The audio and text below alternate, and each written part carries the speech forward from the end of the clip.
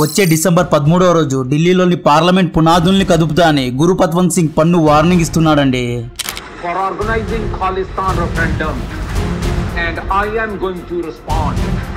My response on 13th December are you ready to face my response, which is going to shake the very foundations of Indian Parliament. Delhi banega Khalistan. Free press journal మరియు times of India విడుదల చేసిన articles ఆధారంగా పన్ను ఈ రోజు ఒక video release చేశాడు. ఆ వీడియోలో పన్ను డిసెంబర్ 13th రోజు ఢిల్లీలో ఉన్న పార్లమెంట్ పైన అటాక్ చేస్తా, పార్లమెంట్ ఫౌండేషన్స్ ను షేక్ చేస్తా, అంటే పార్లమెంట్ పునాదుల్ని బద్దలు కొడతా అని పబ్లిక్ గా వార్నింగ్ ఇస్తున్నాడు. అంతేకాదు పన్ను తన వీడియోలో 2001 డిసెంబర్ 13th పార్లమెంట్ పైన అటాక్ చేయించిన మాస్టర్ మైండ్ అఫ్జల్ గురు ఫోటో పెట్టి మరీ వార్నింగ్ ఇస్తున్నాడు. వచ్చే డిసెంబర్ 13th రోజు పార్లమెంట్ లో వింటర్ సెషన్స్ జరగనున్నాయి. వింటర్ సెషన్స్ లో బీజేపీ, కాంగ్రెస్ పార్టీలతో పాటు దేశవ్యాప్తంగా వేరువేరు పార్టీలకు సంబంధించిన ఎంపీలు కూడా హాజరు కానున్నారు. మోడీ గారు, రాహుల్ గారు, ఖార్గే గారు, అమిత్ షా గారు, స్పీకర్స్ ఇలా ప్రముఖ నాయకులు హాజరు కానున్న పార్లమెంట్ సెషన్స్ పైన అటాక్ చేస్తా అని వార్నింగ్ ఇస్తున్న ఈ మనిషిని ఉగ్రవాది అనకుండా ఏమనాలి? ఇటువంటి మనిషి ప్రాణాలు కాపాడుతోంది అమెరికా. ఇదే అమెరికా ట్విన్ టవర్స్ పైన అటాక్ చేసినందుకు బిన్ లాడెన్ అనే ఒక్క మనిషి కోసం 20 ఏళ్ళు ఆఫ్ఘనిస్తాన్ శ్మశానంలాగా మార్చి పడేసింది. ఒకవేళ ఇండియన్ పార్లమెంట్ పైన పన్ను అటాక్ చేస్తే అమెరికా దీనికి బాధ్యత వహిస్తుందా? డిసెంబర్ 13th రోజే అటాక్ చేస్తా అని పన్ను చెప్పడానికి కారణం ఉంది. డిసెంబర్ 13, 2001 రోజు అంటే 22 ఏళ్ల క్రితం ఇండియన్ పార్లమెంట్ పైన లష్కర్ ఏ తోయిబా ఉగ్రవాద సంస్థ అటాక్ చేసిందండి. లష్కర్ ఏ తోయిబా ఉగ్రవాద సంస్థకు పాకిస్తాన్ ఇంటెలిజెన్స్ ఏజెన్సీ అయిన ఐఎస్ఐ ఫండ్ చేస్తుంది. ఖాళిస్తాన్ కూడా ఐఎస్ఐఏ ఫండ్ చేస్తుంది. నిన్న మీరు న్యూస్ చూస్తే లష్కర్ ఏ తోయిబా ఉగ్రవాద సంస్థకు చెందిన కమాండర్ అయిన సాజిద్ మీర్ పైన విషప్రయోగం జరిగింది. ఈ న్యూస్ నిన్న వైరల్ అయింది. సాజిద్ మీర్ అనే వ్యక్తి 26/11 అటాక్ యొక్క మాస్టర్ మైండ్. ఆ రోజు ముంబై పైన అటాక్ చేస్తున్న అజ్మల్ కసబ్ అండ్ టీమ్ కు ఫోన్ లో డైరెక్షన్స్ ఇచ్చిన వ్యక్తే ఈ సాజిద్ మీర్. సాజిద్ మీర్ ప్లాస్టిక్ సర్జరీ చేసుకున్నాడు. పాక్ ప్రభుత్వం ఏం చేసింది? FATF గ్రే లిస్ట్ నుండి తప్పించుకోవడానికి, మా దగ్గర ఉగ్రవాదులు లేరు అని చూపించుకోవడానికి, మేము పతివ్రతలము అని చూపించుకోవడానికి కావాలనే సాజిద్ మీర్ను అరెస్ట్ చేసి అన్ని సౌకర్యాలు ఉన్న జైల్లో వేసింది. సాజిద్ మీర్ పైన విషప్రయోగం చేసింది లేదా చేయించింది ఆల్ఫా మేల్ అజిత్ దోవల్ గారా లేదా రా కుమారులు చేయించారా అనేది పక్కన పెడితే పాకిస్తాన్ మాత్రం ఇది రా చేస్తున్న కుట్ర అని ఆరోపిస్తోంది. ఇప్పుడు సాజిద్ మీర్ హాస్పిటల్లో క్రిటికల్ స్టేజ్లో ఉన్నాడు. రేపో మాపో సాజిద్ మీర్ పందిచావుసి వస్తాడు. ఇంకొక విషయం, గత కొన్ని నెలల నుండి లష్కర్ ఏ తోబా కమాండర్స్ ఎల్ఈటీలో పనిచేస్తున్న వారందరినీ ఎవరో గుర్తు తెలియని వ్యక్తులు వరస పెట్టి చంపుతున్నారనే వార్తలు ఎన్నో వచ్చాయి. వార్తలు కాదు, ఇవన్నీ ఆల్ఫా మేల్ అజిత్ దోవల్ గారి ఆధ్వర్యంలో జరుగుతున్నాయి అని అమెరికా కూడా ఆరోపిస్తోంది. 1980sలో మొసాద్ పైన కూడా ఇటువంటి ఆరోపణలే వచ్చేవి. 1960sలో రష్యన్ ఇంటెలిజెన్స్ ఏజెన్సీ అయిన KGB పైన కూడా ఇటువంటి ఆరోపణలే వచ్చేవి. నిన్ను కొంతమంది హేట్ చేస్తున్నారు అంటే నీలో విషయం ఉంది కాబట్టి హేట్ చేస్తున్నారు. రా విషయంలో కూడా ఇదే జరుగుతోంది. యాక్చువల్లీ ఇవి ఆరోపణలు కావు, నిజంగానే పబ్జీ గేమ్ లాగా లష్కర్ ఏ తోబా మెంబర్స్ను వరుస పెట్టి పాయింట్ బ్లాంక్లో కాల్చి చంపుతున్నారు. మొన్న లష్కర్ ఏ తోబా లీడర్ అయిన హఫీజ్ సయీద్ కొడుకును కూడా వదలలేదు. ఈడ్చుకెళ్లి కిడ్నాప్ చేసి చంపారు. సయీద్ అల్లుడిని చంపారు. 26/11 ముంబై మాస్టర్ మైండ్స్ని అయితే వరుస పెట్టి చంపుతున్నారు. మొన్న ఇంకొక న్యూస్ కూడా వైరల్ అయింది. అదేంటి అంటే ఖాళిస్తాన్ మూవ్మెంట్కు one of the main leader, actually Khalistan మూవ్మెంట్కు ముఖ్యమైన గురువైన జర్నైల్ సింగ్ బింద్రాన్ వల్లే అల్లుడైన లఖ్బీర్ సింగ్ రోడే నిన్న పాకిస్తాన్లో హార్ట్ అటాక్ వచ్చి చనిపోయాడు. ఈ లఖ్బీర్ సింగ్ రోడే ఇండియా యొక్క మోస్ట్ వాంటెడ్ టెర్రరిస్ట్. ఇతను ఇండియన్ పంజాబ్ నుండి పాకిస్తాన్ ఎలా వెళ్ళాడు, ఎందుకు వెళ్ళాడు అనేది ఫస్ట్ క్వశ్చన్. ఇతనికి పాకిస్తాన్ ఎందుకు ఆశ్రయం ఇస్తోంది అన్నది సెకండ్ క్వశ్చన్. ఇతను హార్ట్ అటాక్ వల్ల చనిపోలేదు, ఇతన్ని కూడా రానే చంపింది అని పాకిస్తాన్ ఆరోపిస్తోంది.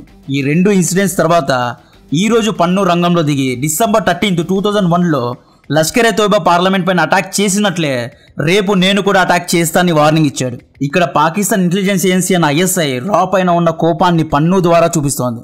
ISI బి టీం అయిన లష్కర్ ఏ తోయిబా వరుస హత్యలకు ప్రతీకారం పన్ను ద్వారా ఖాళిస్తాన్ ఇష్యూ ద్వారా తీర్చుకున్నట్లు క్లియర్గా కనిపిస్తోంది. ఇక్కడ ISI కడుపు మంట మాకు అర్థమైంది. అయితే డిసెంబర్ 13, 2001 పార్లమెంట్ అటాక్ సమయంలో వాజ్పేయి గారు ప్రధానిగా ఉండేవారు. ఒక ఉగ్రవాద సంస్థ ఢిల్లీ వరకు వచ్చి పార్లమెంట్ లోపలికి చొరబడి ఎలా అటాక్ చేసింది అని, ఇది ప్రభుత్వ భద్రత యొక్క వైఫల్యం అని వాజ్పేయి గారిని ప్రతిపక్షాలు విమర్శించాయి. సేమ్ అదే సీన్నే ఇప్పుడు రిపీట్ చేయాలి అని పన్ను భావిస్తున్నాడనే విషయాలు తెలియాలి. 2024లో MP ఎలక్షన్స్ రాబోతున్నాయి. పన్ను తన వీడియోస్లో Modi and India stop me if you can అని వార్నింగ్ ఇస్తున్నాడు. అసలు 2001 డిసెంబర్ 13 రోజు ఏం జరిగింది అంటే ఈ అటాక్ కారణంగా వాజ్పేయి గారు ఎదుర్కొన్న విమర్శలు ఏంటి అని తెలియాలి అంటే బ్యాక్గ్రౌండ్ కి 2001 కు వెళ్ళాలి. ఐఎస్ఐ ఫండ్ చేసి పెంచి పోషించిన లష్కరే తోయబా మరియు జైషే మొహమ్మద్ ఉగ్రవాద సంస్థలకు సంబంధించిన 5 మంది ట్రైన్డ్ ఉగ్రవాదులు ఒక కారులో ఢిల్లీలో ఉన్న హౌస్ ఆఫ్ పార్లమెంట్ లో చొరబడ్డారు. వీళ్ళు తమ కార్ పైన fake Indian government identity stickers ను పెట్టుకొని గేట్ లోపలికి ఎంటర్ అయ్యారు. అప్పట్లో కార్ పైన గవర్నమెంట్ లేదా పొలిటికల్ పార్టీ స్టిక్కర్స్ ఉంటే గేట్ వద్ద ఎంట్రీ ఇచ్చేవారు. ఉగ్రవాదులు కూడా ఈ లూప్ హోల్ ను అడ్డు పెట్టుకొని ఫేక్ గవర్నమెంట్ ఐడిను కార్ పైన స్టిక్ చేసుకుని లోపలికి వెళ్లారు. ఈ పార్లమెంట్ కాంపౌండ్ లోనే లోక్ అండ్ రాజ్యసభ హౌసెస్ ఉన్నాయి. బట్ లోక్సభ అండ్ రాజ్యసభ సభ్యులు హౌస్ నుండి వెళ్లిపోయి 40 నిమిషాలు దాటిపోయిన తర్వాత ఉగ్రవాదులు లోపలికి దూరారు. బట్ హౌస్ లో అప్పటికే హోమ్ మినిస్టర్ ఎల్కే అద్వానీ గారు, డిఫెన్స్ మినిస్టర్ హరిన్ పాఠక్ గారు మరియు వందల్లో డిగ్నిటరీస్ అక్కడ ఉన్నారు. ఉగ్రవాదులు కారులో ఉన్న AK-47 గన్స్ ను గ్రెనేడ్ లాంచర్స్ తో పిస్టోల్స్ అటాక్ చేశారు. అప్పటి ఇండియన్ వైస్ ప్రెసిడెంట్ కృష్ణకాంత్ బండి పైన కూడా షూట్ చేశారు. బట్ CRPF కు చెందిన కానిస్టేబుల్ అయిన కుమారి గారు మొట్టమొదటిగా వీళ్ళను చూసి అందరినీ అలర్ట్ చేసింది. కుమారి గారు ఒక హీరోలాగా అందరినీ అలర్ట్ చేసి పరస్పర దాడుల్లో వీరగతి పొందారు. ఫైనలీ సెక్యూరిటీ పర్సనల్స్ రంగంలో దిగి 5 మంది ఉగ్రవాదుల్ని అంతం చేశారు. 5 మందిలో ఒకరు సూసైడ్ వెస్ట్ ను, అదే సూసైడ్ బాంబ్ ను, సూసైడ్ జాకెట్ ను వేసుకొని బిల్డింగ్ మొత్తాన్ని పేల్చాలి అనుకున్నాడు. ఫార్చునేట్లీ మన సెక్యూరిటీ ఫోర్సెస్ అందరినీ చంపారు. అప్పటికే ఈ అటాక్ లో 9 మంది భారతీయులు వీరగతి పొందారు. ఈ అటాక్ ను ప్లాన్ చేసిన వ్యక్తి జమ్మూ కాశ్మీర్ లో నివసించే MBBS చదువుకున్న అఫ్జల్ గురు అనే వ్యక్తి. ఇతను ఒక LET కమాండర్. తర్వాత 2013 లో అఫ్జల్ గురును హ్యాంగ్ చేశారు. ఫార్చునేట్లీ అటాక్ ను డిఫెండ్ చేయగలిగాం. ఒకవేళ ఈ అటాక్ గనుక సక్సెస్ అయి ఉంటే భారత చరిత్రలో ఇది డార్క్ హిస్టరీ ఈవెంట్ గా నిలిచిపోయేది. ఈ అటాక్ తర్వాత వాజ్పేయి గారు అధికారంలో ఉంటే ఉగ్రవాద దాడులు జరుగుతూనే ఉంటాయి అని, కార్గిల్ వంటి యుద్ధాలు జరుగుతాయి అని, వాజ్పేయి ఆధ్వర్యంలో రక్షణ వ్యవస్థ, ఇంటెలిజెన్స్ వ్యవస్థ విఫలం అయ్యింది అని విమర్శలు ఎదుర్కొన్నారు. అప్పట్లో ఎమ్మెల్యే ఎలక్షన్స్ లో వాజ్పేయి గారు మంచి పర్ఫార్మెన్స్ ఇచ్చిన సెంట్రల్ ఎలక్షన్స్ లో ఓడిపోయారు. ఇప్పుడు పన్ను ఫ్రెష్ గా పార్లమెంట్ అటాక్ ను రిపీట్ చేస్తా అంటున్నాడు. ఎందుకు పార్లమెంట్ పైన అటాక్ చేయాలి అనుకుంటున్నావు అంటే పన్ను ఇస్తున్న సమాధానం నన్ను చంపడానికి రా ప్లాన్ చేసింది అంటున్నాడు. నా లాస్ట్ వీడియోలో నేను ఆల్రెడీ ఎక్స్ప్లెయిన్ చేశా. పన్నును చంపడానికి ఇండియన్ ఏజెంట్ అయిన నిఖిల్ గుప్తా ప్లాన్ చేశాడు అని. నిఖిల్ గుప్తాను రా అపాయింట్ చేసిందా లేదా ఆల్ఫా మేల్ అజిత్ దోవల్ గారు అపాయింట్ చేశారనే విషయాలు తెలియాలి. కానీ ఎప్పుడైతే ఏప్రిల్లో పన్ను అమృత్పాల్ సింగ్ కు సపోర్ట్ చేసి పంజాబ్ ను అన్స్టేబుల్ చేయాలి అని చూశాడో అప్పటి నుండే పన్ను రా రాడర్లో ఉన్నాడు. మేలో నిఖిల్ గుప్తాను ఒక ప్రభుత్వ అధికారి కాంటాక్ట్ అయ్యాడు. నిఖిల్ గుప్తాతో పన్నును చంపడానికి డీల్ కుదిరింది. ఈ నిఖిల్ గుప్తా అనే వ్యక్తి పన్నును చంపడానికి న్యూయార్క్ లో ఉన్న ఒక షూటర్తో జూన్లో ఒక $1 lakh డీల్ ను కుదుర్చుకున్నాడు.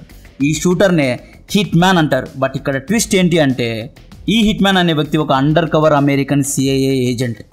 ఈ ఏజెంట్ నిఖిల్ గుప్తాతో జరిగిన అన్ని సంభాషణలను, చాట్స్ ను, మెసేజెస్ ను, మనీ ఎక్స్చేంజ్ ఫొటోస్ అన్నిటిని రికార్డ్ చేసి CIAకు ఇచ్చాడు. ఈ 15 పేజీల డాక్యుమెంట్ ను ప్రూఫ్ గా చూపిస్తూ భారత్ ను నిందిస్తోంది. పన్ను ఒక అమెరికన్ సిటిజన్, మా అమెరికన్ సిటిజన్ ను మీరెలా చంపడానికి చూశారు అని అమెరికా అడుగుతోంది. మా గడ్డలో, మా సాయిల్లో మా సిటిజన్ ను చంపడం అనేది ఇంటర్నేషనల్ లాను వయలేట్ చేయడం అవుతుంది. అండ్ ఇది ఇంటర్నేషనల్ హ్యూమన్ రైట్స్ లాను కూడా వయలేట్ చేస్తుంది అని అమెరికా వాదిస్తోంది. అయితే గుర్తు తెలియని మన సిగ్మా ఏజెంట్స్ ఆల్రెడీ కెనడాలో, యూకేలో ఖాళీస్తాన్ ఉగ్రవాదుల్ని చంపేశారు. బట్ ఇక్కడ అమెరికా తన సుపీరియారిటీ చూపిస్తోంది. యాక్చువల్లీ అమెరికా ఈ ప్రూఫ్స్ ను అడ్డు పెట్టుకొని ఇండియాతో లీవరేజ్ ను తీసుకోవాలి అనుకుంటోంది. అమెరికా భారత్తో ఏమని నెగోషియేట్ చేయాలి అనుకుంటోంది అంటే, మీరు ఇంటర్నేషనల్ లాకు విరుద్ధంగా అసాసినేషన్ ప్లాన్ ను అటెంప్ట్ చేశారు, మా దగ్గర ఆధారాలు ఉన్నాయి, ఇదిగో ఆధారాలు, బట్ మేము దీన్ని ఎస్కలేట్ చేయదలుచుకోలేదు అని అమెరికా దొంగ సానుభూతి చూపిస్తోంది. ఇక్కడ గేమ్ మొత్తం 2024 ఎలక్షన్స్ లో ఉంది. 2024లో ఇండియాలో ఎలక్షన్స్ ఉన్నాయి, అమెరికాలో కూడా ఉన్నాయి. అమెరికా భారత్ పైన ఏమని ఒత్తిడి పెడుతోంది అంటే, ఒకవేళ పన్నును అసాసినేట్ చేయాలి అనుకున్న పెద్ద భారత ప్రభుత్వ ఉద్యోగిని మేము గనుక అరెస్ట్ చేస్తే భారత ప్రజలు, విపక్ష పార్టీలు భారత ప్రభుత్వం పైన ఒత్తిడి పెడతారు.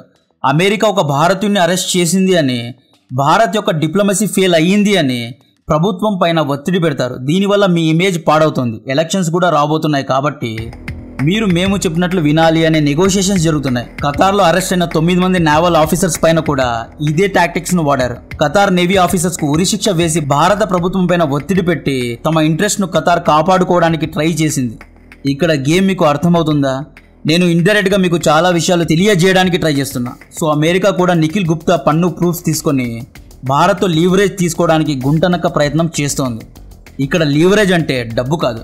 రష్యాను ఇంటర్నేషనల్ స్టేజ్లో క్రిటిసైజ్ చెయ్యి అని, ఇరాన్తో ఆయిల్ కొనొద్దు అని, ఇరాన్ను క్రిటిసైజ్ చెయ్యి అని, నార్త్ కొరియాకు విరోధంగా మాట్లాడు అని, రష్యాతో ఎనర్జీ కొనొద్దు, ఇలాంటి నెగోషియేషన్స్ చేయాలి అని చూస్తోంది. మీరు కనుక అమెరికా ఇచ్చిన 15 పేజెస్ ప్రూఫ్ రిపోర్ట్ చూస్తే అందులో ఒక పేరు మెన్షన్ చేయకుండా ఒక పెద్ద ఇండియన్ గవర్నమెంట్ ఒఫీషియల్ పైన ఆరోపణ చేశారు. ఇక్కడ నిఖిల్ గుప్తా కేవలం పావు లాంటి వాడండి. నిఖిల్ గుప్తా మెయిన్ క్యారెక్టర్ కాదు. నిఖిల్ గుప్తా వెనక ముఖ్యమైన వ్యక్తి ఒకరు ఉన్నాడు. ఆ వ్యక్తిని అరెస్ట్ చేయగలిగే ఆధారాలు మాతో ఉన్నాయి అని అమెరికా నెగోషియేషన్స్ చేస్తోంది. బట్ అమెరికాకు కౌంటర్ నిన్న జయశంకర్ గారు ఇచ్చారు. అమెరికాకు కరెక్ట్ మొగుడు జయశంకర్ గారే. నిన్న ఢిల్లీలో జరిగిన 8th గ్లోబల్ టెక్నాలజీ సమావేశంలో శంకర్ గారు రష్యా సేవ్డ్ అని చెప్పారు. రష్యాతో మా సంబంధం 60 ఏళ్ల నుండి ఉంది. ఎప్పుడెప్పుడు భారత్కు కష్టం వచ్చిందో అప్పుడప్పుడు రష్యా మాకు అండగా ఉంటుంది. రష్యా సేవ్డ్ అస్, రష్యా మమ్మల్ని సేవ్ చేసింది అని అమెరికాకు చురక అంటేలాగా స్టేట్మెంట్ ఇచ్చారు. హిందుస్థాన్ టైమ్స్ ఆర్టికల్లో hard burn to west as Jaishankar praised Russia అని ప్రచురించారు. కరెక్ట్ స్టేట్మెంట్ ఇచ్చారండి. జయశంకర్ ఇటువంటి స్టేట్మెంట్స్ ఇవ్వడానికి కారణం అమెరికా పన్ను విషయంలో చేస్తున్న చిల్లర పంచాయతీ. ఒక ఉగ్రవాది కోసం అమెరికా ఇండియాను ప్రశ్నిస్తోంది. ఇదే ప్లేస్లో రష్యా ఉండి ఉంటే ఇలా చేయదు. అమెరికా ఒక అందమైన పొసెసివ్ గర్ల్ ఫ్రెండ్ లాంటిది. భారత్ ఇంకొక అందమైన అమ్మాయి అయినా రష్యాతో మాట్లాడితే అమెరికాకు ఈర్ష్య. భారత్కు అమెరికాను ఎక్కడ ఇన్సెక్యూర్ చేయాలో బాగా తెలుసు. ప్రపంచ రాజకీయాల్లో ఒక శక్తిని బ్యాలెన్స్ చేయడానికి ఇంకొక శక్తి డెఫినెట్గా ఉంటుంది. అమెరికా వద్దు అంటే మనకు రష్యా ఉంది. అమెరికా ఇంకా నిలిగితే మనం చింగ్ పాంగ్ చైనాతో కూడా అలైన్ అవ్వగలం. అదేం పెద్ద విషయం కాదు.